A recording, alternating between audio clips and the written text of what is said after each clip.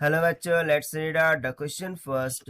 For question, two statements are given, one labeled assertion and the other labeled reason. Select the correct answer to these questions from codes A, B, C and D as given below. So basically यहाँ पर दो statement given है, assertion and reason.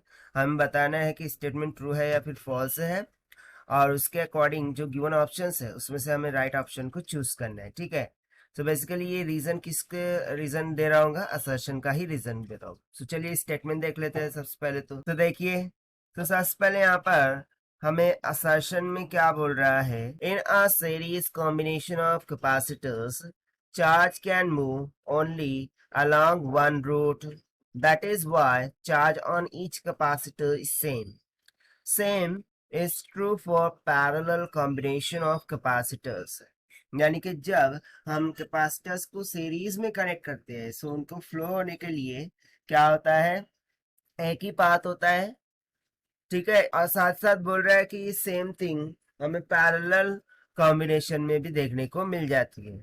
उसका reason कुछ इस तरीके से बता रहा है कि connection between the condensers is the only important thing and not how they are connected. बोल रहा है कि कंडेंसर को कनेक्ट करना ये इम्पोर्टेंट है, वो कैसे कनेक्टेड है, सीरीज या पैरेलल में, ये इम्पोर्टेंस नहीं है. सो बेसिकली दोनों ही स्टेटमेंट रॉन्ग है. कैसे देखते हैं. So first of all let's see the key concept which we are going to use here for this question. Right. So यहाँ पर देखिए हमें दो कनेक्शन के बारे में बात हो रही है, एक तो सीरीज और एक पैरेलल. so यदि मैं बात करूं सीरीज कॉम्बिनेशन, तो उसके लिए लेट सपोज के दो कैपेसिटेंस है C1 एंड C2, मैं उनको सीरीज में कनेक्ट कर रहा हूँ.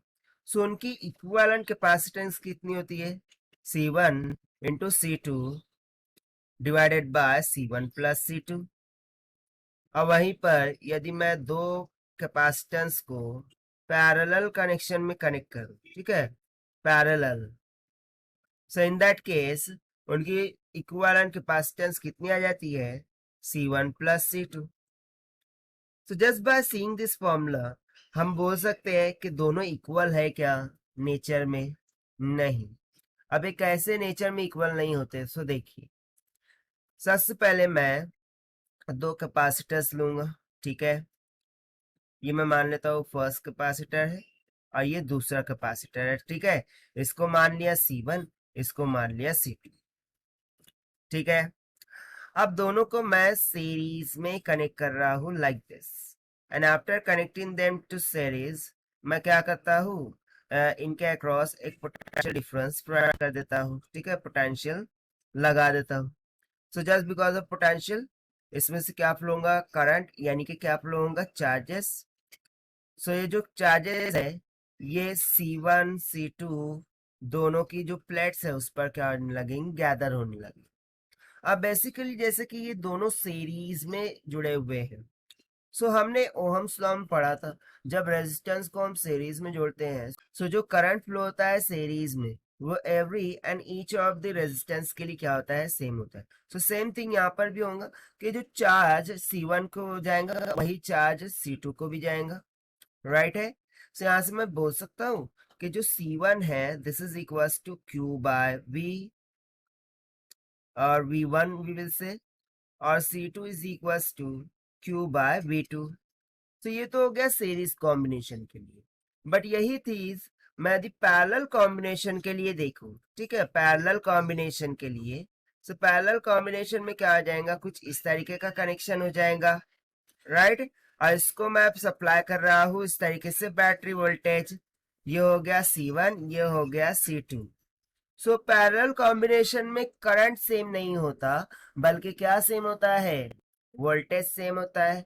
यानी कि C1 C2 दोनों के across same amount of voltage क्या जाएगा. But at this point charges का फ्लो होगा थ्रू आउट द सर्किट वो डिफरेंट होगा.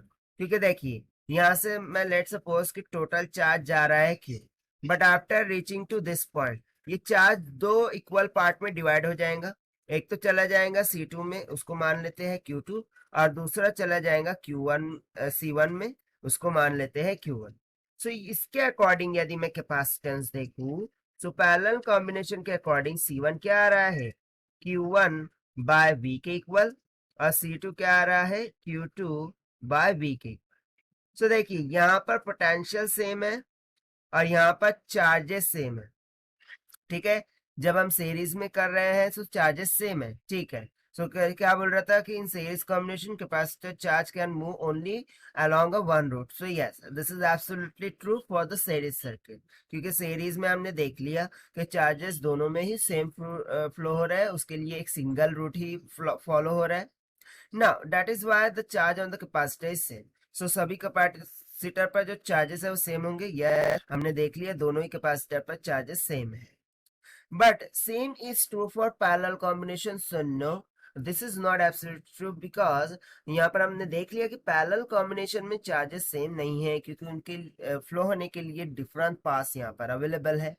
सो इसीलिए यदि मैं दोनों स्टेटमेंट के अकॉर्डिंग कंसिडर करूँ, सो असर्शन क्या हो जाएगा, फॉल्स हो जाएगा। एंड देखिए रीजन में क्या बोला था कि connection between the condenser is the only important things and not how they are connected. So ये भी तो फॉल्स हो गया, क्योंकि उनका कनेक्शन बहुत ही इंपॉर्टेंट है, ठीक है। उनका कनेक्शन किस प्रकार से किया गया है ये बहुत ही इंपॉर्टेंट है। यदि वो सीरीज में किया जाएगा तो तभी हमें सिंगल रूट मिलेगा चार्जेस के फ्लो होने के लिए। यदि वो पैरेलल में कनेक्ट कर दिया जाए तो उसके लिए दो डिफरेंट पार्ट्स अवेलेबल हो जाएंगे चार्जेस को फ्लो होने के लिए। सो कनेक्शन इज वेरी इंपॉर्टेंट, ठीक है। और इसको हमने यहाँ पर टोटल थ्योरी और फॉर्मूला से भी देख लिया है, कैलकुलेशन से भी देख लिया है। I hope it is clear to you. So this is what all about this question, which we have solved by using the simple concepts of series and parallel combinations of capacitor. Now let us take the option. So यहाँ से आप देख सकते हैं दोनों ही false है, right? So option D, that is assertion is false and reason is also false, will become correct answer for this question. So this is the required solution. I hope you understood it well. Best of luck. Thank you.